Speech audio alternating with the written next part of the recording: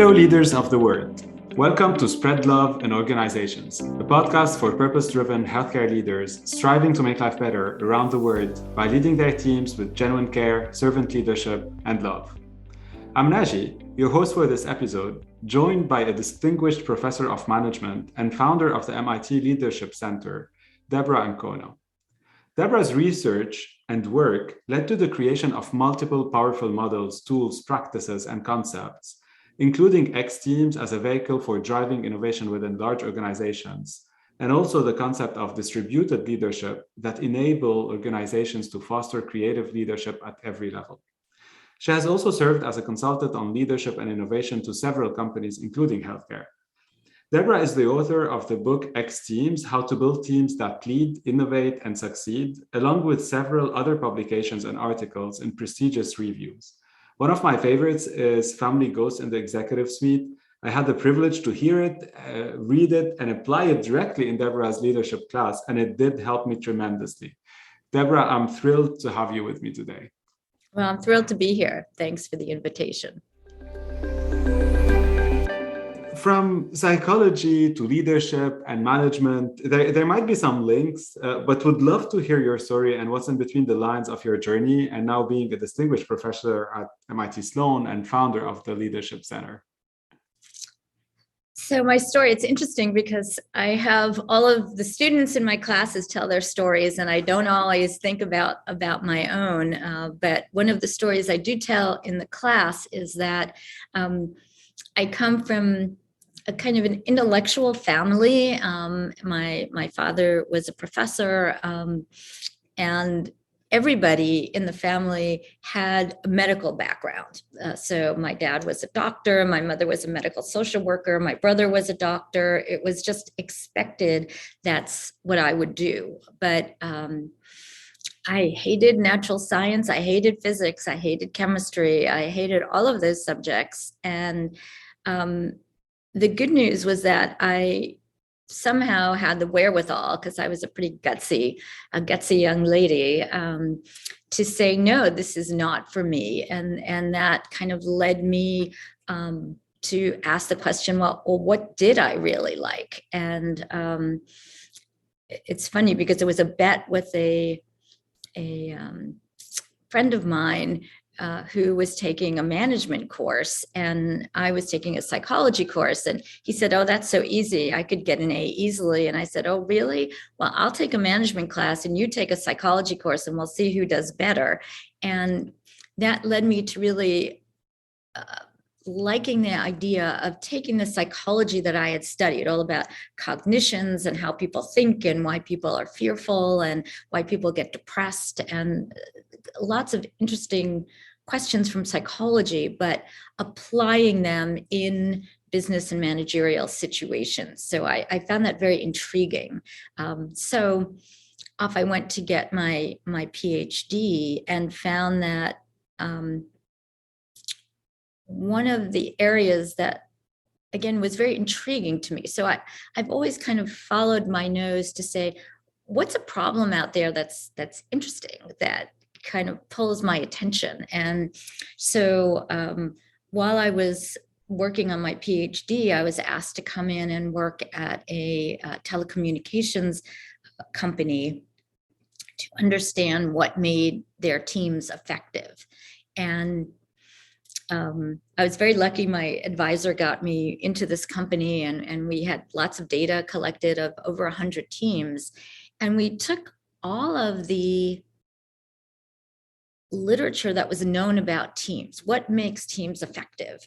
So you looked at the right kinds of people, clear goals, clear roles, camaraderie, cohesion, being able to synthesize everything, good decision-making, the ability to create trusting relationships, all the things that are written up in the literature. And so we went out and we studied those things. And all of these dynamics were totally predictive of how satisfied members of the teams were, and predicted how well they thought their team was doing in selling communications equipment. The only trouble was there was no relationship between what how well those teams were operating and their financial revenue, the revenue they brought into the organization. So this started the next, I don't know, it continues to this day. So 20 plus years of research on what makes teams effective. And I love those kinds of puzzles. Why is it that what we think we know doesn't really work, and what does work? And so I love that almost investigative process of interviewing people and observing them and collecting a lot more data and having people actually record what do they do, studying highly effective teams and contrasting them to less effective teams. What are the real differences? And it turned out that while all of the things that we intrinsically think of as important in teams, the things I just mentioned, clear goals and roles and cohesion, et cetera, those are important, but they're only half the story. And if you get half the story wrong, you can still have a lot of failures. So the other side of the equation, if you will, is what we term X teams, externally active teams. What differentiates high-performing teams from low-performing teams, whether they're hardware teams, software teams, top management teams, manufacturing teams, service teams, is the ability to not just be good at interacting within their borders, but to be able to reach out to understand the larger organization, the larger ecosystem. What are new trends? How do I get my fingers on the pulse of new technologies in an exponentially changing world, as we have seen for the past 10 years and even more amplified with COVID, is the need to adapt. And if you aren't monitoring the external environment, if you aren't learning from that external environment, if you aren't creating allies and dealing with your adversaries, if you aren't reaching out to really coordinate, then you are not as effective as you are when you do engage in those activities. So anyway, that was a whole long time of really having a great time working with teams, studying teams, watching them, pretending I was a member of a communications team, lots of fun things. And then post that, I actually kind of diverged into thinking, well, what about the individual? How do we help individuals to be able to develop so that they can become members of those kinds of teams, so that they can deal with the uncertainty and ambiguity? So that started the creation of the course that you took, which is how do you understand and develop your own unique way of leading, which we call your leadership signature. Again, lots and lots of talking to people about how they developed, looking at the theory. So I engage in a lot of sense making, which is one of the core attributes or capabilities that we look at in the leadership model. And I think part of the power of that model is the idea of sense making, because most leadership models don't include it.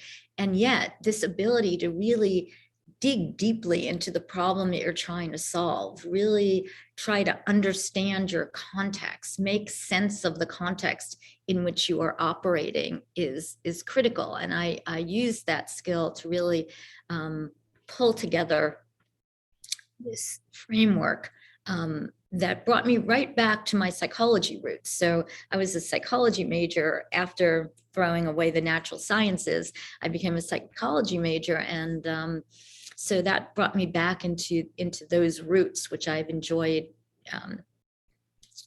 I've enjoyed helping others to be able to go on their journey, as it were. I hate that word journey, but I use it to develop more fruitfully using the constructs and concepts that I've developed and that I've borrowed from a lot of other people. And the other side of the equation is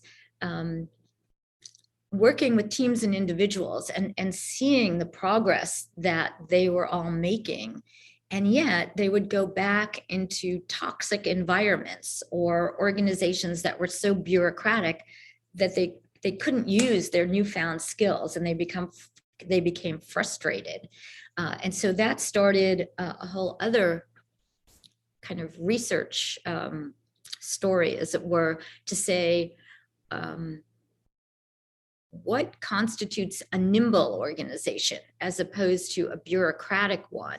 And not only nimble in its ability to adapt, but also having a culture that was not toxic, that kind of embraced freedom and people's ability to be full-fledged members of those organizations. And so that work with Elaine Backman and Kate Isaacs, by the way, the X team was done with Henrik Bresman and David Caldwell, to give credit where credit was due. So Kate, Elaine, and I did a, multi-year study to look at what constitutes nimble. And so that's been some of my more recent writing as well, in an HBR article in 2019. So that's a little bit, not so much my personal journey, but my personal research journey, as it were. And oh, by the way, along the way, I had 4 kids.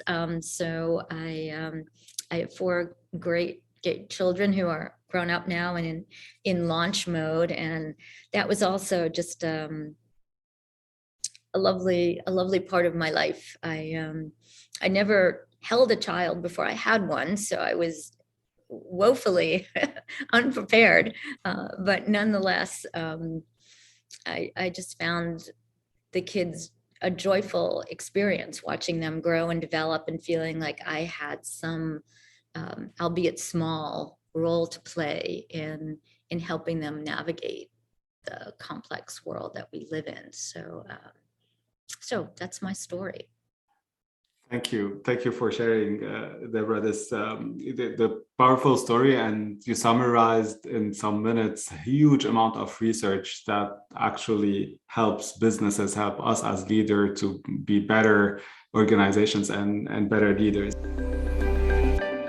I will go back to a couple of things you shared. So first, if we want to talk about X teams, I loved how you frame it. What's the difference between a high-performing team and low-performing team, and this internal and external lens? What would be, for a leader leading this team, what would be the top 1 or 2 capabilities that you think the leader need to have for them to foster this type of environment for the team? So I think one of the things that leaders need to be able to do is to understand that they don't know everything. And therefore, a big aspect of both X teams and Nimble Organizations is the idea of distributed leadership, that you have to open up your mind to be able to receive and update your view of the world. If the world is changing really, really quickly, then you need to be able to suspend your belief system to say, okay, what's new, what's different, and how do I engage the members of my team in going out and updating our models of what does the customer need? How is technology changing? What's different about the economic and political reality that we face right at this moment? What's going on in healthcare with the pandemic and all the different changes that are happening there? So there has to be an ability to be open and to encourage many people, not just yourself, to seek answers. And so that's very necessary in terms of a leader being able to step into that realm. The other thing is, I think that you have to be open, but it also requires an ability to step back and let other people lead and let other people come in. In interviewing leaders, I've been so impressed with some of them in terms of this idea of stepping up and stepping back. You step up if there's a need, if there's something not happening, but the ability also to step back. And for even the lowest member on the totem pole to participate and to engage. Not that everybody is equal. It doesn't mean that everybody has equal participation, but there are things that other people can bring to the table that perhaps the single leader cannot. And we need people to do that more in this day and age. Yeah, I love it. And so many, different ideas and innovation come sometimes from where leaders, or we think, least expected, right? So being open and bringing everyone and the voice of everyone on the table is so crucial. Right. And sending them out, the ability to engage them, not just internally, but outside. Everybody next week, go interview a customer. What did we learn? What's different? Go interview a competitor. What are they doing that we're not doing? Getting everybody engaged and involved. And then you all have, when you report back in, a better understanding of the context. So true. Sometimes it's frightening when you think the percentage of time focused on internal versus actually being out and with customers or with, patients or whatever, even looking around in the environment. Yeah, I totally agree. The other thing, which I told you in class, I always quote John Reed, the former head of Citibank and the MIT Corporation, is if your inbox equals your outbox, you're not a leader. That you have to do more than respond to what other people are asking you to do. Leadership requires aspirations to new things, to taking on new challenges. And so that's also a key thing. Talking about Nimble, we hear it a lot. All organizations, all companies now want to become nimble. So you are behind the Nimble Organizations and this idea, and you've researched it. So two questions. I would love to hear from you. What does Nimble Organization mean? Like the definition, if you can give it to us. And then after this one, how to create it, and can we aspire towards it? What should we do as leaders to get there? Yeah, well, so we're not the only one in the space. Obviously, there are a lot of people who are looking at that now. So there are people who study, we call it Nimble. McKinsey calls it Agile. Other people call it learning organizations or networked organizations. So implicit in that is this external focus. You need to be networked and learning for a good period of time. And Nimble, you need to also be able to move.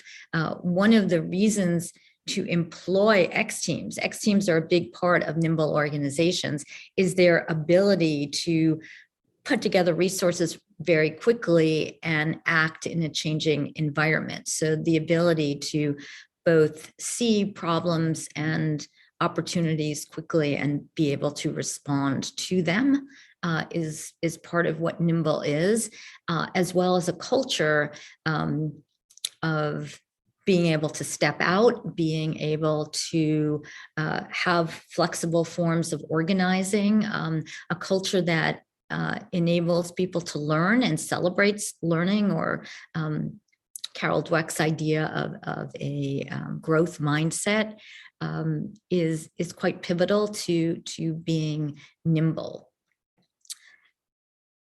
Also, respect for individuals is a core part of that. And in terms of how do you make it happen, we teach in the Nimble course a case on Satya Nadella, who has been hard at work actually to try to transform Microsoft, but we also studied organizations that were nimble from birth. And there were several findings from that. So I'll just go into two as quickly as I can. One is that we saw 3 different kinds of leaders in nimble organizations.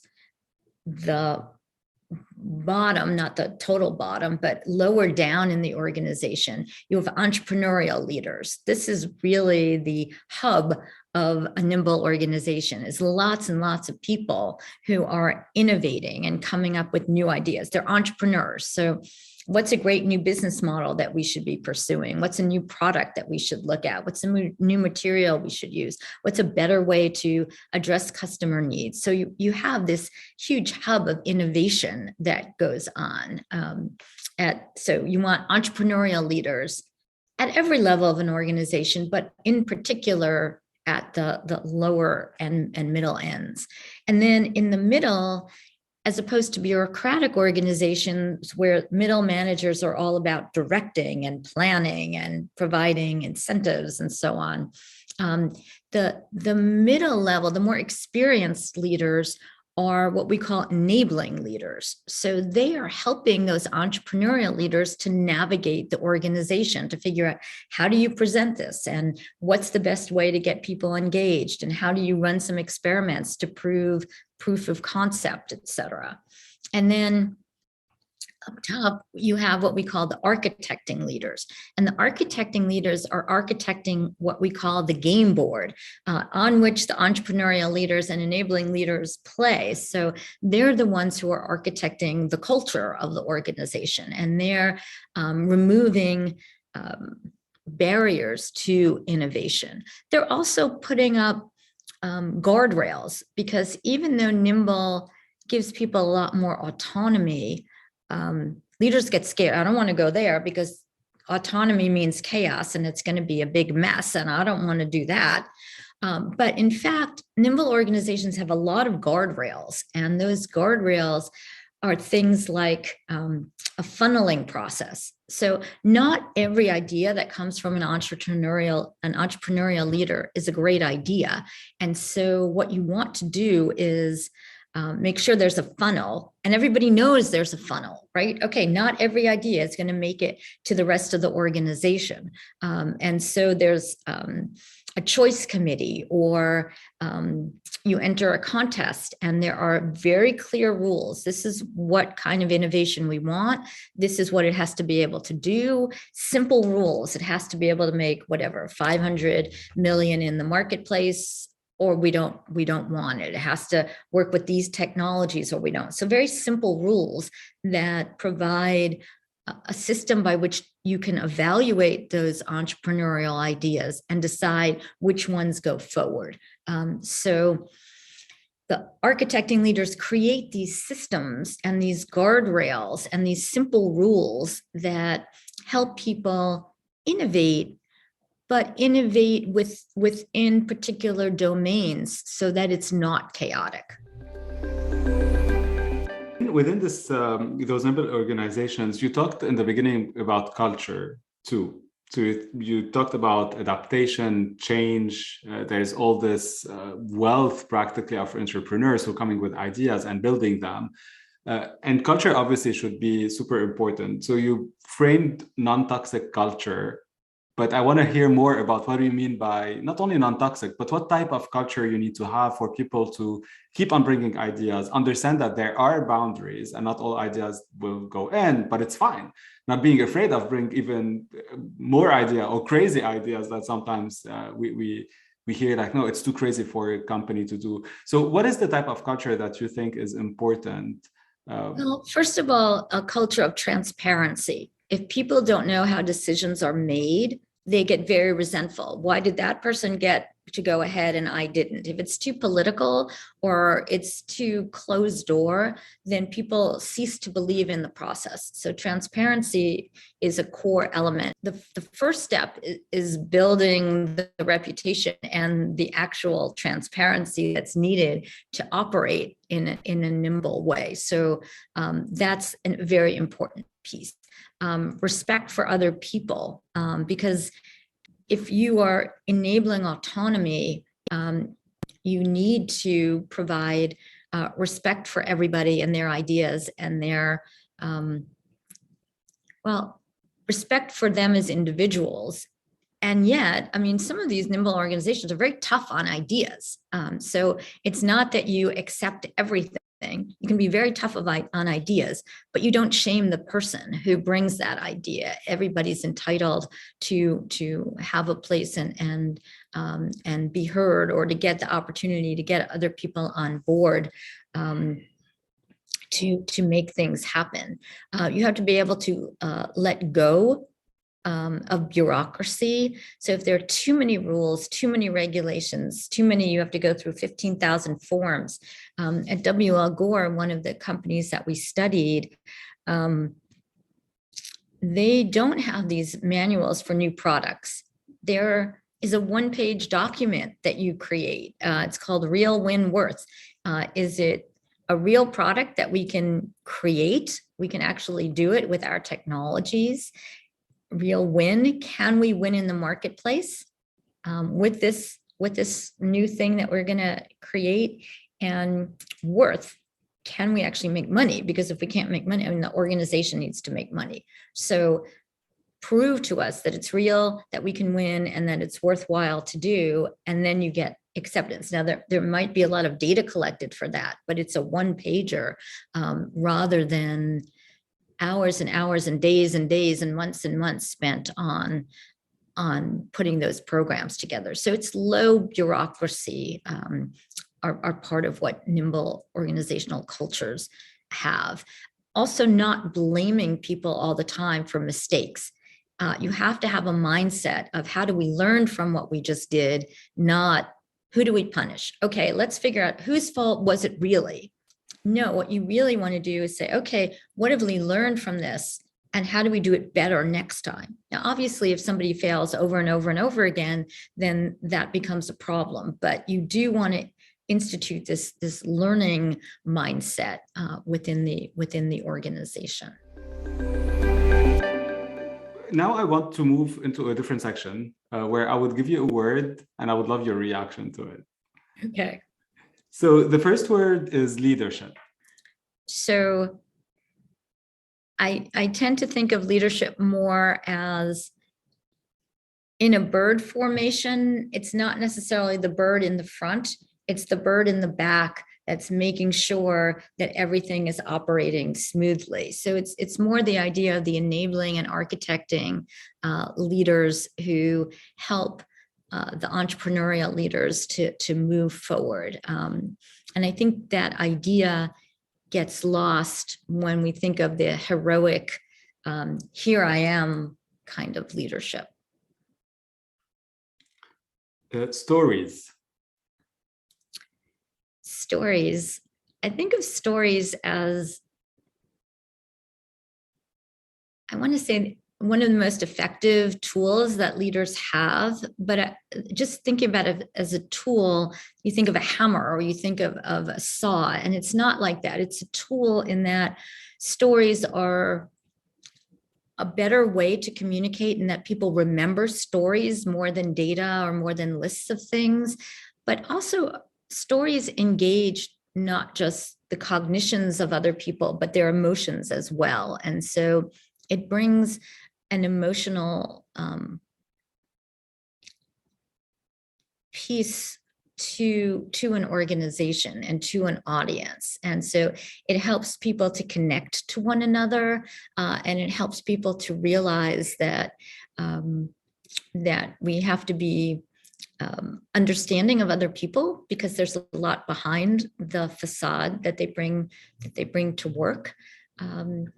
But also is an important way of connecting people to one another so that they can more easily work together and do things together and have a good time doing it. What about family ghosts?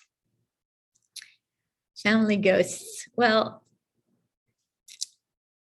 I guess I'm a little bit surprised that not more people in the field have talked about the impact of your family, because on your leadership. So you talked about ghosts, but ghosts are things that we take from our past, so from our actual own families, because those families have such an impact on us, on our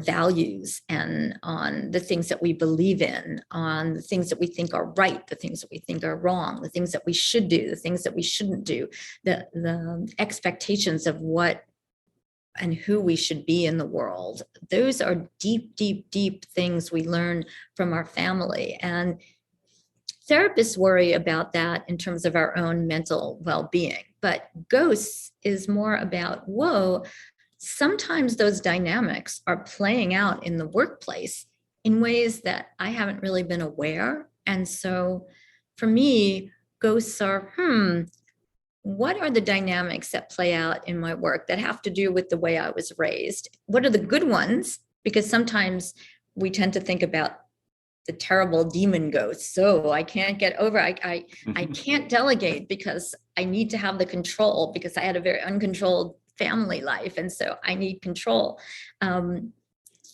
And so that could be a negative ghost. At the same time, you could be really good at controlling and organizing and operating. So it's important to recognize that these things we bring from the past have an important impact on who we are right now, sometimes for the good and sometimes for the ill, and sometimes for both simultaneously. What about spread love in organizations? Yeah, so I'm not one who speaks about love very often in the work that I do.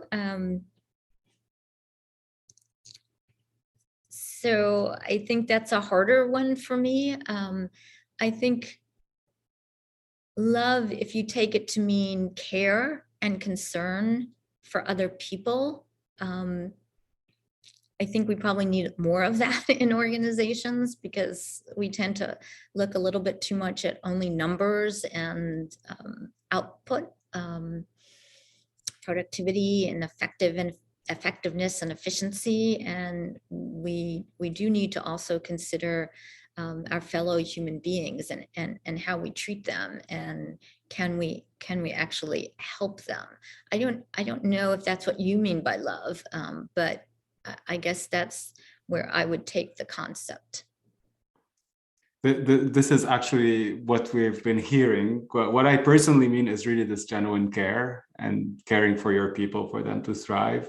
And this is constantly what we've been hearing from thinkers and leaders around genuine care or servant leadership, with this word that is linked to love in the organization. Yeah, no, I think so. And I think for me,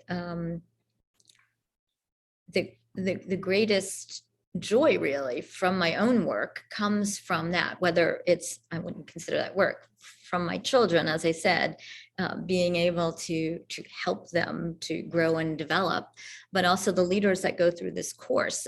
I feel so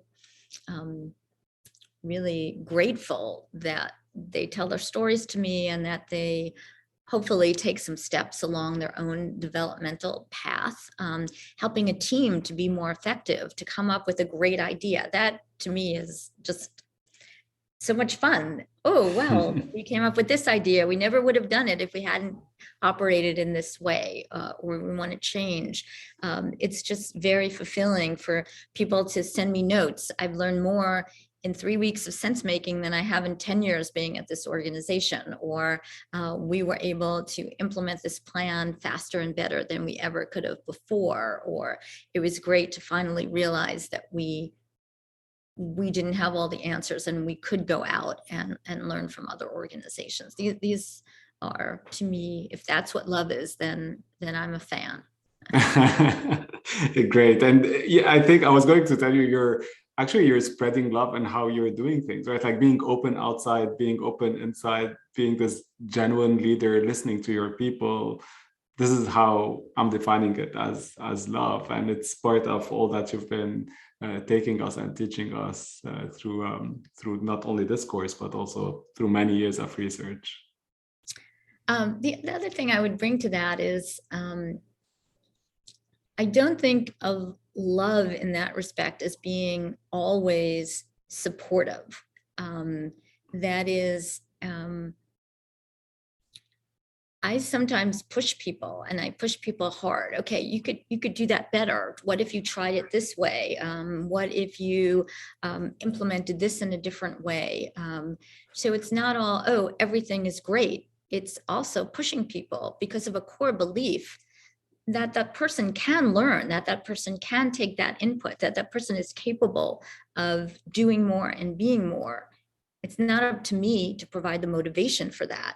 But I do think if the person is motivated to do that, then I feel like part of love, in a sense, is feeling good enough about that person that you can push them and not just say, oh, whatever you do is fine.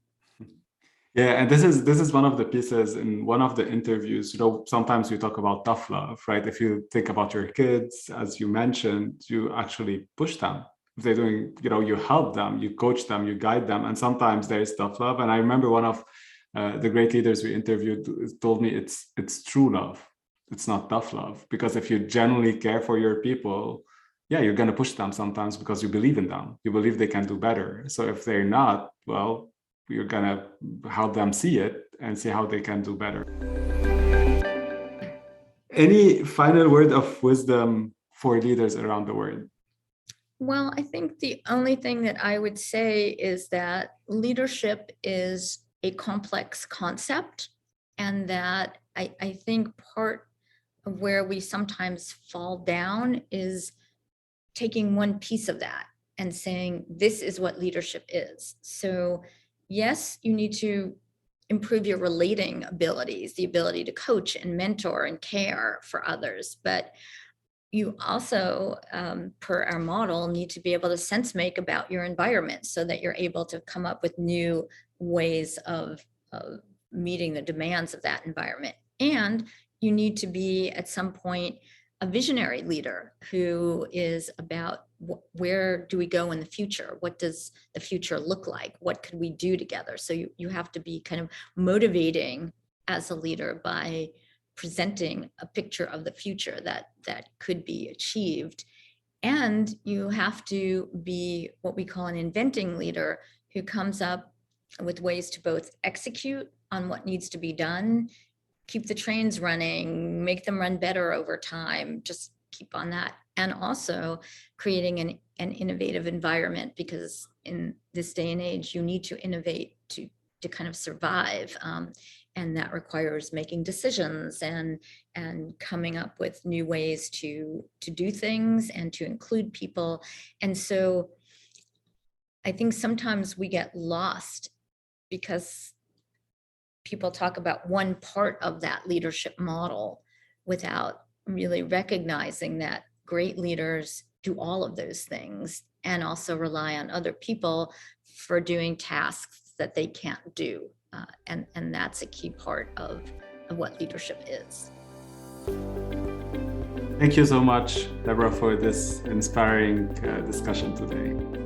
Thank you again for having me. I appreciate it. Thank you all for listening to Spread Love and Organizations podcast. Follow us on LinkedIn and social media, subscribe to your preferred podcast platform, and connect with us on SpreadLoveIO.com. Most importantly, spread love in your organizations and spread the word around you to inspire others and amplify this movement our world so desperately needs.